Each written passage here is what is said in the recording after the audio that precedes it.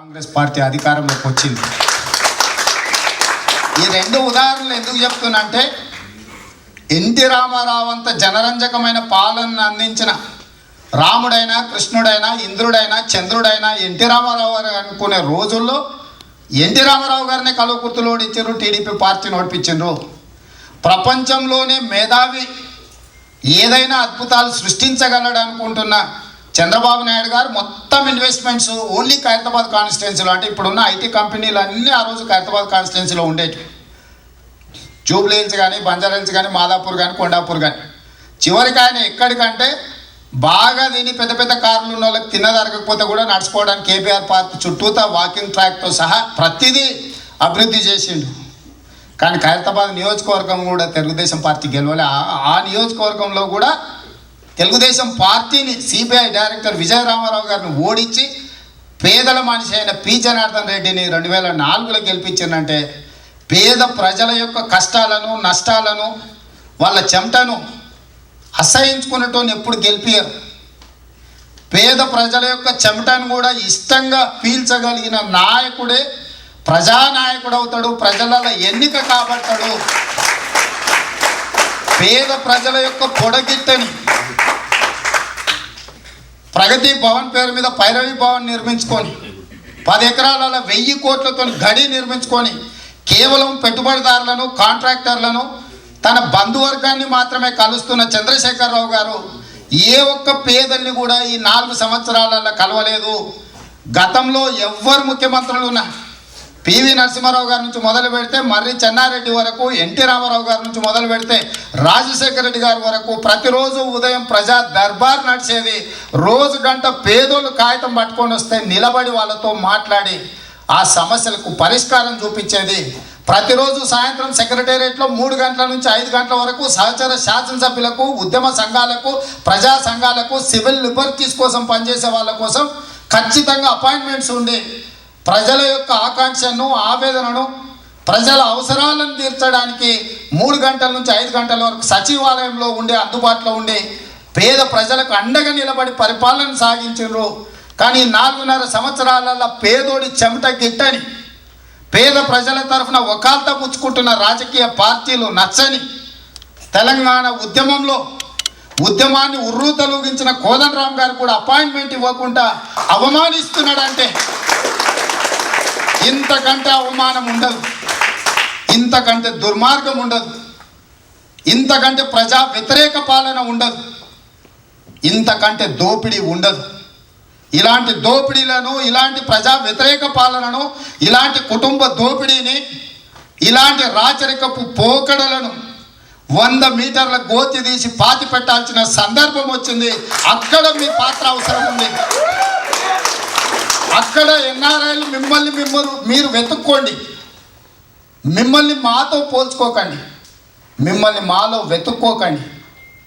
1000లో ఒకడికో సర్వోత్తమ అంత బ్యాక్గ్రౌండ్ ఉన్న Congress party family ఈరోజు ఎన్నికలలో పోటీ చేయాలంటే అవకాశం వస్తుందో రాదో తెలియదు. ఉన్న ఉద్యోగం వదిలేసిండు. అక్కడికి వస్తే రకరకాల పోటీలు, equations. Qualified person with integrity, అయినా తనకు అవకాశం రావడం లేదు. వస్తుందో రాదో కూడా క్లారిటీ లేదు, ఆయనకు లేదు, నాకు లేదు. పార్టీలో క్రియాశీలక పాత్ర పోషించేది. మీరు వస్తే కూడా మీకు టికెట్లు వస్తాయన్న ఆలోచన పెట్టుకోకండి. ప్రయత్నం చేయండి, ప్రజలలో ఉండండి, ప్రజల యొక్క కష్టాన్ని అర్థం చేసుకోండి, ప్రజల యొక్క శ్రమను అర్థం చేసుకోండి, ప్రజల యొక్క చెమటను, పేద ప్రజల యొక్క చెమటను దగ్గర నుంచి ఆస్వాదించగలిగినప్పుడే ప్రజలు నిన్ను ఒప్పుకుంటారు, ఓటేస్తారు. అంతే తప్ప ప్రజల చెమట గిట్టని వాడు, పేద ప్రజల ఆనవాళ్ళు కూడా నచ్చని వ్యక్తులు కుర్చీలో ఉండొద్దు. అది ప్రజలకి తీర నష్టం. ఎందుకంటే పేదోడి కష్టం అర్థం కాదు. నువ్వు క్లోజ్ డోర్స్లో ఉంటే నీ సెలెక్టెడ్ పర్సన్స్ ఉంటారు, నీకు ఏది ఇష్టమో అదే మ్యూజిక్ వాయిస్తుంటారు అకార్డింగ్ టు యువర్ విష్. ఎందుకంటే నీ కన్వీనియన్స్ కోసమో, అవసరం కోసమో, తమ అవసరాల కోసమే నీ దగ్గరికి లోపలికి వస్తుంటాడు. సో అక్కడికి ఆ మందం మనల్ని మెప్పించో, ఒప్పించో, ఆ పని చేయించుకొని పోతే చాలని ఆలోచనతో వస్తారు.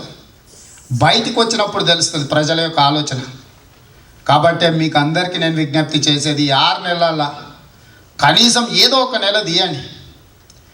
ఆ నెలలో మీరు మొత్తం రాష్ట్రం అంతా తిరగాల్సిన పని లేదు. మీ గ్రామాలకు తరలండి, మీకు తెలిసిన వాళ్ళతో మాట్లాడండి, మీ చుట్టాలతో మాట్లాడండి.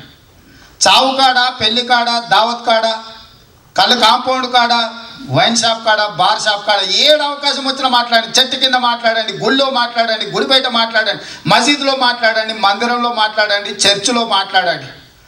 అంత పవిత్రమైన స్థలాలలో తెలంగాణ సమాజం కోసం మంచి ఆలోచన కోసం మాట్లాడండి. గుళ్ళో మాట్లాడద్దు, బల్లో మాట్లాడద్దు, వదిలేయండి. ఈ 6 నెలల సమయంలో 1 నెల సమయాన్ని కేటాయించండి. ప్రజల దగ్గరికి పోండి, జరుగుతున్నది వివరించండి. తెలంగాణ ఉద్యమంలో కూడా నీళ్లు, నిధులు, నియామకాల పేరు మీద ఆత్మగౌరవం, స్వయం పాలన, సామాజిక న్యాయం కోసం మొదలైన ఉద్యమం చివరికి చిన్న చిన్న రాజకీయ ఎజెండాలు, నీళ్లు, నిధులు, నియామకానికి చంద్రశేఖరరావు గారు ఉధృతంగా ప్రజలలో చెప్పడంతో అసలంశం పక్కదారి పట్టించి సామాన్యమైన రాజకీయ ఎజెండాతోనే ఈరోజు తెలంగాణ రాష్ట్రం ముందుకెళ్తుంది. కానీ ఈరోజు తెలంగాణ రాష్ట్రం ఒక దుర్మార్గుడి చేతిలో పెట్టిన మనం తిరిగి అతన్ని తొలగించాలంటే ఓటు అనే ఆయుధాన్ని వాడండి, మాట్లాడండి. ఉద్యమం సందర్భంగా మీరందరూ మాకు ఫోన్లు వేసి విపరీతంగా సతాయించేది. ఆ పార్టీలు ఎందుకున్నావు, ఈ పార్టీలు ఎందుకున్నావు, రాజీనామా ఎందుకు చేస్తున్నావు, అది అట్లెందుకు, ఇది ఇట్లెందుకు అని. ఇప్పుడు ఎందుకు మాట్లాడతలేరు? తెలంగాణలో జరుగుతున్న దాని మీద ఇప్పుడు బాధ్యత లేదా? ఎందుకు ఇంకా ఆలోచన చేస్తున్నారు? 4 సంవత్సరాల ప్రోగ్రెస్ రిపోర్ట్ క్లియర్గా ఒక ముఖ్యమంత్రి 5 సంవత్సరాల కోసం 5 బడ్జెట్లను ప్రవేశపెట్టడానికి ఎన్నికవుతాడు. మొదటి బడ్జెట్లో 1,00,000 కోట్లు ప్రవేశపెట్టిండు, రెండో బడ్జెట్లో 1,15,000 కోట్ల బడ్జెట్ ప్రవేశపెట్టిండు, మూడో బడ్జెట్లో 1,35,000 కోట్ల బడ్జెట్ ప్రవేశపెట్టిండు, 4లో 1,50,000 కోట్లు ప్రవేశపెట్టిండు, 5వ బడ్జెట్ దాదాపుగా 1,75,000 కోట్లు ఏదో ప్రవేశపెట్టిండు. ఇవన్నీ కలిపితే 6,75,000 కోట్లు, 1,52,000 కోట్ల అప్పు. 8-9 లక్షల కోట్ల రూపాయలు ఇప్పటికీ తెలంగాణ రాష్ట్రంలో ఖర్చు అయినాయి. మీ ఊరికి ఎంత వచ్చింది? 10 నుంచి 12,000 గ్రామాలు. ఒక్కొక్క గ్రామానికి ఎన్ని కోట్ల రూపాయలు రావాలి లెక్క వేయండి. ఒక వ్యక్తికి ఎంత రావాలి ప్రభుత్వం నుంచి? ఒకవేళ ఇంత సొమ్ము ఉంటే ప్రతి వ్యక్తికి సౌత్ ఆఫ్రికాలో 10 ఎకరాలు కొనియొచ్చు. ఈ బడ్జెట్ ఊర్లో రూపాయి ఖర్చు పెట్టాల్సిన పని లేదు, ఏం చేయాల్సిన పని లేదు. 1,00,000 కోట్ల రూపాయలు కాళేశ్వరం మీద పెట్టే బదులు 1,00,000 కోట్ల రూపాయలు సౌత్ ఆఫ్రికాలో భూమి కొనుక్కుంటే కొన్ని లక్షల కోట్ల ఎకరాలు వస్తుంది. చాలా వెట్ ల్యాండ్ ఉంది అక్కడ. అక్కడ పంటలు పండించి తెలంగాణకి ఇంపోర్ట్ చేసుకున్నా కూడా ఒక కాళేశ్వరం ప్రాజెక్టు మీద పెట్టే పెట్టుబడిని తరతరాలుగా పని చేయకుండా కాలు మీద కాలేసుకొని రైతులు తినే విధంగా పెట్టుబడి పెట్టవచ్చు. కానీ చంద్రశేఖరరావు గారు దోపిడీకి అది ఉపయోగపడదు. కాబట్టే తన దోపిడీకి అనుకూలమైన ప్రణాళికబద్ధమైన తెలంగాణ ప్రజల యొక్క సెంటిమెంటును తన ఆదాయ వనరుగా మార్చుకుంటున్నాడు. ప్రధానంగా నీళ్ళ మీద, కరెంటు మీద. కరెంటు కొనుగోలు నుంచి కూడా చాలా విషయాలు ఉన్నాయి. మీకు 9:30 అయిపోయింది, మళ్ళీ ఎప్పుడైనా నేను మాట్లాడతా. విద్యుత్తు గురించి, విద్యుత్తులో జరుగుతున్న దోపిడీ గురించి, నీళ్ళు ప్రాజెక్టుల రీడిజైనింగ్ల గురించి, ఇంటింటికి నల్ల వాటర్ గ్రిడ్ గురించి, ఈ 3 సబ్జెక్ట్స్ను మీరు స్టడీ చేస్తే తెలంగాణ సమాజాన్ని చంద్రశేఖరరావు గారు ఏ విధంగా బానిసలుగా మారుస్తున్నాడో, ఏ విధంగా అప్పుల ఊపిలో తెలంగాణను ముంచేస్తున్నాడో మీకు స్పష్టత వస్తుంది. మీరు అందరు చదువుకున్న వాళ్ళు రోజుకొక గంట ఫ్రీగా ఉన్నప్పుడు స్టాటిస్టిక్స్ చదవండి, సోషియో ఎకనామిక్ సర్వే రిపోర్ట్ చూడండి, ప్రభుత్వం నివేదికలు ఏవైతే అఫీషియల్ డాక్యుమెంట్స్ క్యాగ్ నివేదికలను చదవండి. మీరు ఈ ప్రతిదీ కూడా పొలిటికల్ పార్టీ, పొలిటికల్ లీడర్ ఇచ్చిన స్టాటిస్టిక్స్ని మీరు బేసిక్గా వాడుకొని మిగతా అన్నీ కూడా కాగ్ రిపోర్ట్లో సోషియో ఎకనామిక్ సర్వేను మీరు చదివితే ఖచ్చితంగా మాకంటే ఎఫెక్టివ్గా మీరు చెప్పగలరు. ఎందుకంటే ఆ స్టాటిస్టిక్స్ విషయంలో కానీ మిగతా రిపోర్ట్స్ చదవడంలో కానీ మీకు ఎక్స్పర్టిజం ఉంది. మీరందరూ చదువుతారని కోరుకుంటూ ఇంత మంచి అవకాశాన్ని ఇంతమంది వచ్చి, ఎందుకనంటే నాకు ఇక్కడ 50-100 మందితో మీటింగ్ పెడితే చాలా పెద్ద మీటింగ్, ఇంతమంది వచ్చిందంటే తెలంగాణలో ఏం జరుగుతుందని తెలుసుకోవాల్సిన ఆకాంక్ష, అదేవిధంగా కాంగ్రెస్ పార్టీ పట్ల మీకు పెరుగుతున్న ఆదరణ, మిమ్మల్ని అందరినీ చూసిన తర్వాత ఇక్కడ వచ్చిన వాళ్ళందరూ కాంగ్రెస్ వాళ్ళని నేను అనను. కానీ తెలంగాణలో ఉన్నది కేసీఆర్ అనుకూల పునరేకీకరణ, కేసీఆర్ వ్యతిరేక పునరేకీకరణ. కేసీఆర్కి అనుకూలంగా ఉండాల్సిన వాళ్ళు అంతా చేరిపోయిన అమ్ముడు పోయిన వాళ్ళు కానీ కమిషన్లకు పోయిన వాళ్ళు కానీ ఇంకా రకరకాలు పోయిన వాళ్ళు అందరూ అక్కడ ఉన్నారు. ఇప్పుడు కేసీఆర్ని దించాలనే వేదిక మీద పునరేకీకరణ జరుగుతుంది. అందులో భాగంగానే అప్పుడప్పుడు సర్వత్వం పార్టీ ఫిరాయింపుల గురించి మాట్లాడుతూ ఒకరిద్దరు మిత్రులు నా దిక్కు చూస్తారు. కప్పు కాఫీ కూడా తాగకుండా కాంగ్రెస్ పార్టీలో చేరిన నా చేరికకు పార్టీ ఫిరాయింపులలో అమ్ముడు పోయిన వాళ్ళకు తెలంగాణ సమాజం పట్ల నాకు బాధ్యత ఉంది. ఒక ఇండిపెండెంట్ జడ్పీటీసీ, ఒక ఇండిపెండెంట్ ఎమ్మెల్సీ, 2 సార్లు ఎమ్మెల్యేగా తెలంగాణ సమాజంలో ఇంత పెద్ద గుర్తింపునిచ్చిన నా మీద, నా భుజాల మీద బాధ్యత ఉంది. కాబట్టి తెలంగాణ బిడ్డగా బాధ్యత నెరవేర్చడానికి తెలంగాణ ఇచ్చిన పార్టీ సోనియా గాంధీ గారి త్యాగం, తెలంగాణ రాష్ట్రం అనే నినాదంతో కాంగ్రెస్ పార్టీలోకి వచ్చిన. దీంట్లో రాజకీయపరమైన హోదా కానీ, స్వార్థం కానీ, పదవి కానీ, ఆకాంక్ష కానీ ఏమీ లేవు.